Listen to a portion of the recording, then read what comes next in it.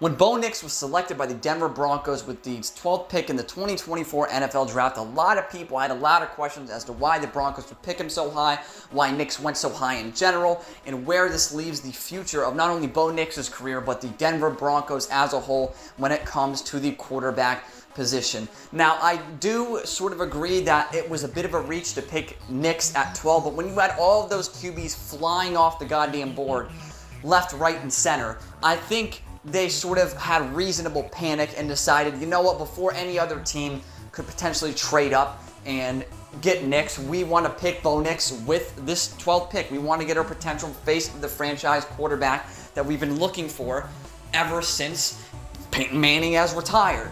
So they went and got their guy, and they stayed put, and they sort of stood on that pick. And I think that looking back on it in hindsight, looking on that pick, I think in a couple of years, a lot of people are going to agree with them sticking at number 12 and picking Bo Nix. I see a lot of very good qualities in Bo Nix when you're watching him on the Oregon film, and he has this leadership quality, he has this accuracy, all these sort of traits of a quarterback that are simply unteachable.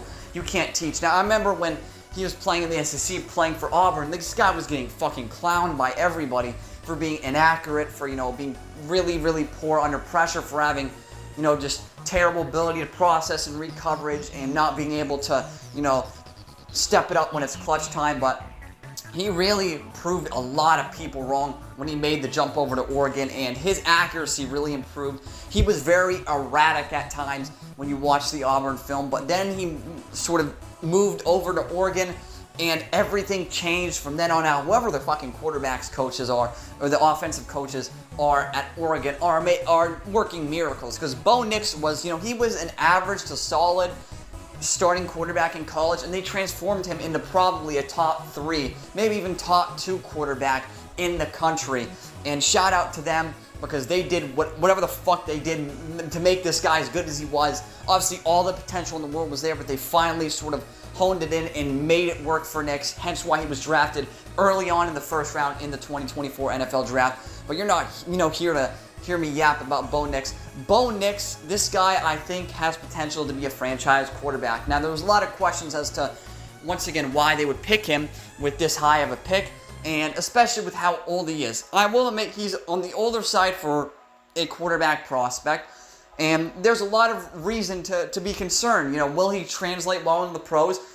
In my opinion, a quarterback that has more experience in college has more time to season his game to get ready for the NFL, and that's exactly the case with Bo Nix. This guy is ready for the NFL.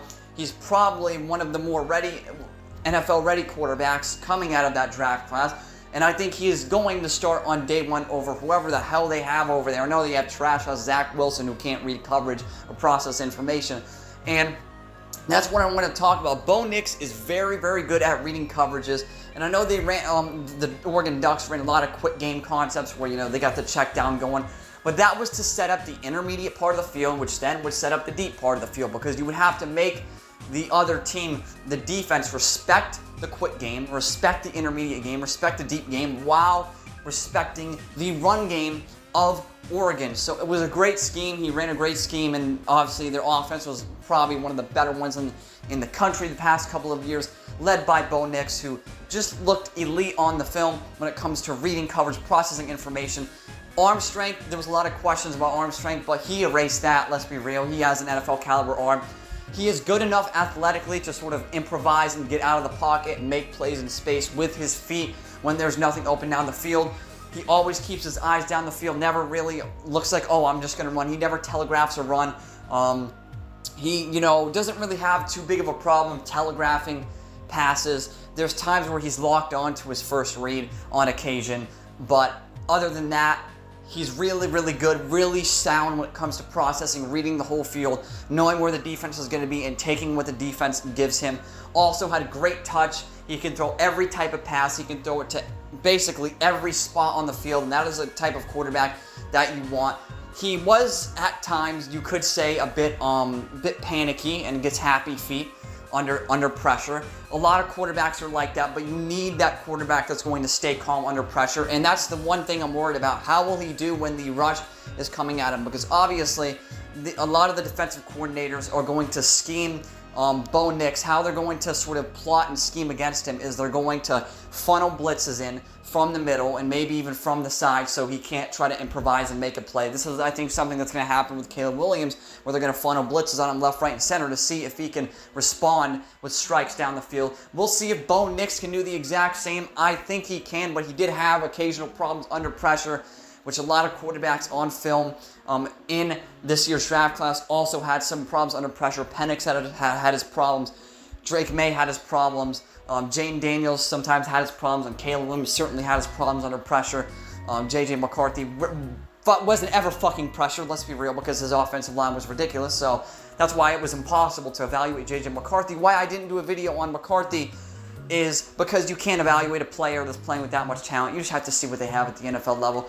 And Bo Nix is probably the highest IQ, the smartest quarterback. I think right next to Penix when it comes to sort of processing coverage, reading information, and throwing it into tight windows. He is one of the best quarterbacks at doing that in this entire draft class.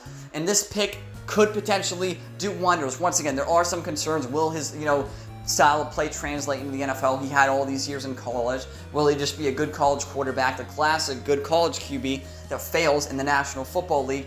We are yet to see, but he has all the tools, all the traits, he has the mental game to translate over in the NFL and succeed immediately. And when you consider the fact that Sean Payton is the guy who is coaching him, who, by the way, was the same head coach that coached the team with all these fucking Saints teams with Drew Brees on them, who, by the way, Drew Brees, he's only the most accurate quarterback to ever play football and a top 5 quarterback in the history of the National Football League. So who better to learn under than Sean Payton? What better type of offense to run as a rookie quarterback, an accurate rookie quarterback at that, than in Sean Payton's offensive scheme? That is the best situation of any rookie quarterback. He is set up to thrive. He is set up to succeed at the next level. That's why I think Bo Nix has potential to do well very early in his career. Thank you all for watching. This has been Mr. Truth, and this was nothing but the truth.